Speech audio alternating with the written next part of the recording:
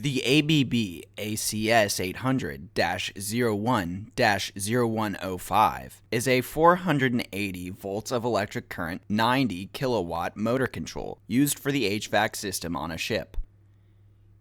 ERD received this 120 horsepower motor control in very bad shape. It had a blown output stage, which had damaged the main power supply control board.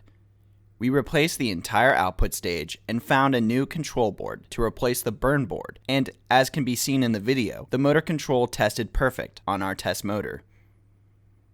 Large output drives, such as this one, tend to either have very small problems, which prevent operation, or they have something catastrophic, which is what happened to this motor control. Either way, we are prepared at ERD to repair your unit.